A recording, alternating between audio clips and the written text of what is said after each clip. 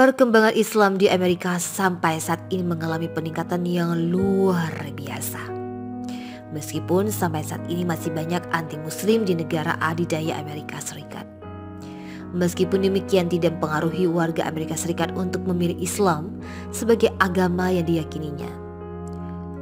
Mereka berbondong-bondong masuk Islam, diliputi berbagai latar belakang mulai dari artis, aktor, intelektual, ilmuwan dan Islamofobia atau pembenci Islam. Mereka masuk Islam tanpa ada unsur paksaan ataupun unsur ekonomi dan politik. Mereka masuk karena sebuah hidayah mereka dapatkan langsung dari Allah Subhanahu wa taala. Ya, seperti yang dialami seorang mu'alaf wanita asal New Hampshire, Amerika Serikat. Sebuah kota kecil yang letaknya di negara bagian yang sangat kecil di timur laut negara itu. Mayoritas penduduknya adalah Kristen kulit putih. Dia mengalami hidup yang sangat prihatin sekali, yang mana kehidupan keluarganya sangat miskin sekali. Ibunya sering membawanya ke gereja untuk bisa makan, karena gereja sering melakukan memasak makanan untuk orang miskin di kota itu. Gereja, ya, adalah bagian dari hidup saya katanya. Dan saya masih ingat betul kalau tidak salah usia saya pada waktu itu sekitar 5 atau 6 tahun. Saya berjalan sendiri menuju gereja di kota itu. Orang-orang gereja menuntun saya di bawah naungan mereka, dan mereka mengajarkan saya tentang agama Kristen, pengenalan Tuhan, Alkitab, dan sebagainya. Begitulah hari-harinya saya lakukan setiap harinya hingga saya beranjak dewasa. Ketika saya memasuki usia 15 tahun, saya merasakan hidup ini mulai membosankan, apalagi tinggal di sebuah kota kecil, kosong. Kekosongan hidup serta pengawasan orang tua yang sangat minim membuat hidup saya menjadi liar. Kehidupan saya yang liar membuat saya hamil muda di usia 15 tahun. Dan di usia 19 tahun, dia sudah mempunyai 2 anak perempuan. Karena sebagai ibu tunggal, ia mengurus dan menafkahi kedua anaknya. Meninggalkan kehidupan masa lalu, yang mana kehidupan yang lalu adalah pilihan yang salah. Dan dia mengatakan, saya harus bekerja keras dan mencoba untuk yang terbaik untuk putra-putri saya. Saya juga mengatakan, saya bekerja sangat keras. Terkadang 2 atau 3 pekerjaan sekaligus. Meskipun sudah kerja keras, namun kami masih kekurangan. Perjalanannya menuju Islam diawali sebuah peristiwa 9 September yang menewaskan ratusan orang di gedung WTC, Amerika Serikat. Nah, sejak peristiwa itu, Tami mulai mengikuti perkembangan Islam di media, televisi maupun radio. Dia sangat serius menonton berita mengenai Islam dan di radio. Meskipun dia mengetahui tentang Islam di media, televisi, dan radio, tapi pada kenyataannya dia belum pernah bertemu seorang muslim atau bertatapan muka langsung dengan orang muslim. Dia menduga seorang muslim adalah orang Arab. Satu-satunya informasi dia miliki adalah apa yang Fox News katakan dan apa yang Fox News tunjukkan kepadanya.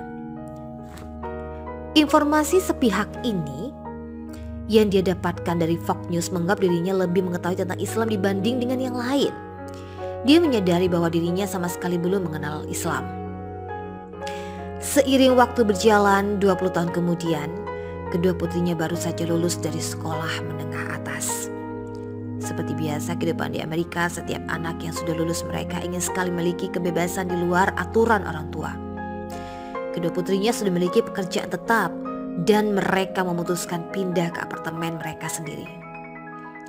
Setelah kedua putrinya pergi meninggalkan rumahnya, kemudian mulai terasa sunyi. Tiada teman curhat dan tiada yang menyiapkan makanan untuk kedua putrinya, untuk membuatnya depresi berat dan kehilangan pekerjaannya. Di saat mengalami depresi berat inilah dia mencoba mengisi kekosongan rohani dan membutuhkan arahan dari orang lain. Saya menghabiskan waktu di ruang obrolan Kristen dan Muslim berharap menemukan bimbingan. Tidak membutuhkan waktu yang lama dia mendapatkan teman curhatnya dan secara kebetulan dia adalah seorang Muslim. Saya mulai menceritakan kesulitan saya kepadanya. Meskipun dalam penyampaian saya marah-marah kepadanya, dia tetap mendengarkan kesulitan saya. Setelah berbicara, kemudian dia menawarkan bantuan kepada saya. Dan dia mengirim uang kepada saya untuk bisa kembali ke kampung saya. Namun dia tidak mentah-mentah menerima kebaikannya. Dia mengatakan saya telah menyebar kebencian terhadap Islam dan orang ini justru mengulur tangan untuk membantu saya. Tindakan inilah mengubah jalan hidup saya. Setelah kembali ke kampungnya, dia merasakan beban berat yang di pundaknya mulai menghilang. Hatinya mulai berubah. Saat itu dia mulai menonton video-video tentang Islam, khususnya kisah-kisah mu'alaf. Dia menyadari betul bahwa dirinya setelah menilai tentang Islam dan Muslim semuanya salah. Perlahan dia mulai memahami Islam dan bisa menerima Islam. Sebulan kemudian saya menjelaskan kepadanya, yaitu Muslim, bahwa saya sedang belajar tentang Islam. Dan obrolan itu dia mengundang saya untuk datang ke Mesir, tempat asalnya. Tanpa ada keraguan dia berangkat ke Mesir. Setiba di Mesir saya sangat kagum. Mesir tidak seperti yang pernah saya alami sebelumnya. Dia menangis setelah mendengar azan di Mesir. Dilihatnya orang-orang berdoa di jalan-jalan, di toko-toko, dengan orang lain dimanapun mereka berada, mereka berdoa. Dia menangis menyaksikan itu. Mereka tidak malu dengan kasih mereka kepada Tuhan. Aku ingin itu, katanya. Islam sendiri mempunyai struktur seperti sholat 5 waktu. Tidak boleh minum alkohol dan seks bebas. Alkohol membuat hidup saya berantakan. Alkohol tidak membawa kebahagiaan. Setelah 1 minggu di Mesir, dia mengucapkan 2 kalimat syahadat. Setelah masuk Islam, hidupnya mulai berubah. Yang dulunya hidupnya bersama alkohol, bebas, kini sudah berhenti. Dia berpesan, kebaikan yang Anda berikan dapat mengubah hidup seseorang. Berbuatlah kebaikan kepada orang lain. Perkembangan Islam di Amerika sampai saat ini mengalami peningkatan yang luar biasa. Meskipun sampai saat ini masih banyak anti-muslim di negara adidaya Amerika Serikat. Meskipun demikian tidak mempengaruhi warga Amerika Serikat untuk memilih Islam sebagai agama yang diyakininya.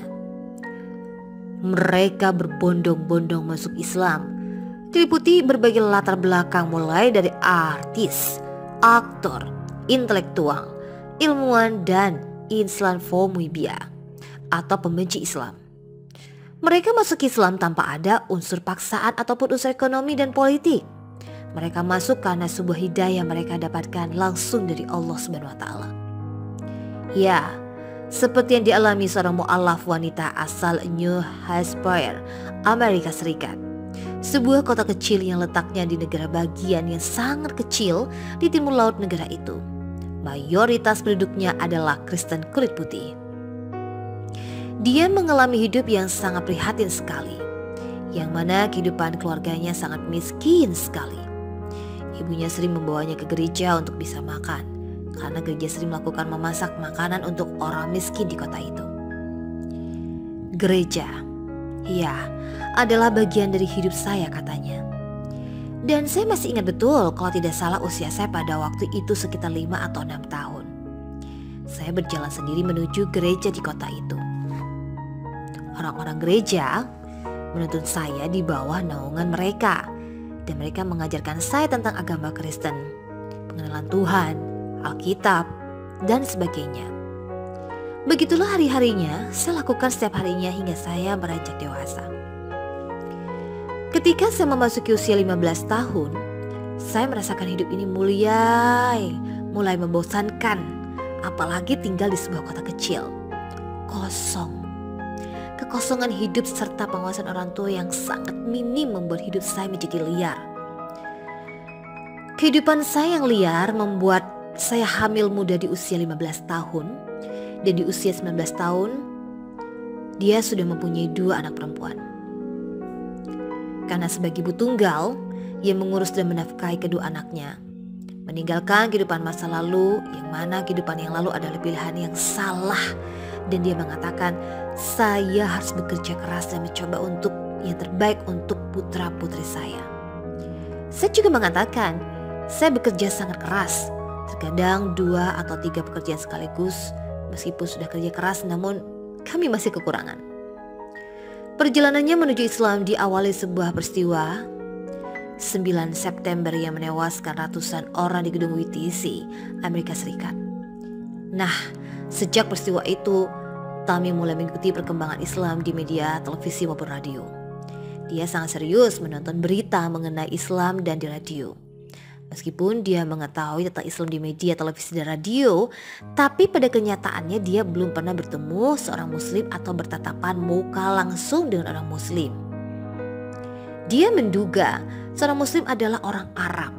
Satu-satunya informasi dia miliki adalah apa yang Fox News katakan dan apa yang Fox News tunjukkan kepadanya. Informasi sepihak ini yang dia dapatkan dari Fox News menganggap dirinya lebih mengetahui tentang Islam dibanding dengan yang lain. Dia menyadari bahwa dirinya sama sekali belum mengenal Islam. Seiring waktu berjalan 20 tahun kemudian, kedua putrinya baru saja lulus dari sekolah menengah atas. Seperti biasa kehidupan di Amerika, setiap anak yang sudah lulus mereka ingin sekali memiliki kebebasan di luar aturan orang tua. Kedua putrinya sudah memiliki pekerjaan tetap dan mereka memutuskan pindah ke apartemen mereka sendiri. Setelah kedua putrinya pergi meninggalkan rumahnya, kemudian mulai terasa sunyi.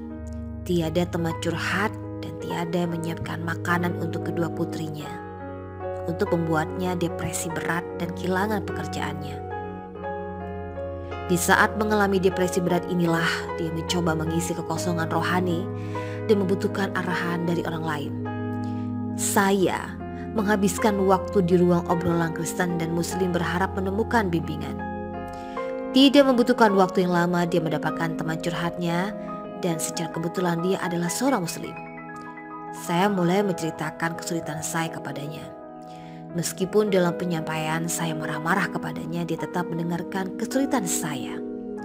Setelah berbicara, kemudian dia menawarkan bantuan kepada saya. Dan dia mengirim uang kepada saya untuk bisa kembali ke kampung saya. Namun dia tidak mentah-mentah menerima kebaikannya. Dia mengatakan saya telah menyebar kebencian terhadap Islam dan orang ini justru mengulur tangan untuk membantu saya. Tindakan inilah mengubah jalan hidup saya. Setelah kembali ke kampungnya, dia merasakan beban berat yang di pundaknya mulai menghilang. Hatinya mulai berubah. Saat itu dia mulai menonton video-video tentang Islam, khususnya kisah-kisah mu'alaf. Dia menyadari betul bahwa dirinya setelah menilai tentang Islam dan Muslim semuanya salah. Perlahan dia mulai memahami Islam dan bisa menerima Islam. Sebulan kemudian saya menjelaskan kepadanya, yaitu Muslim, bahwa saya sedang belajar tentang Islam. Dan obrolan itu dia mengundang saya untuk datang ke Mesir, tempat asalnya. Tanpa ada keraguan dia berangkat ke Mesir. Setiba di Mesir saya sangat kagum. Mesir tidak seperti yang pernah saya alami sebelumnya. Dia menangis setelah mendengar azan di Mesir. Dilihatnya orang-orang berdoa di jalan-jalan, di toko-toko, dengan orang lain dimanapun mereka berada, mereka berdoa. Dia menangis menyaksikan itu. Mereka tidak malu dengan kasih mereka kepada Tuhan. Aku ingin itu, katanya. Islam sendiri mempunyai struktur seperti sholat 5 waktu. Tidak boleh minum alkohol dan seks bebas. Alkohol membuat hidup saya berantakan. Alkohol tidak membawa kebahagiaan. Setelah 1 minggu di Mesir, dia mengucapkan 2 kalimat syahadat. Setelah masuk Islam, hidupnya mulai berubah. Yang dulunya hidupnya bersama alkohol, bebas kini sudah berhenti. Dia berpesan, kebaikan yang Anda berikan dapat mengubah hidup seseorang. Berbuatlah kebaikan kepada orang lain.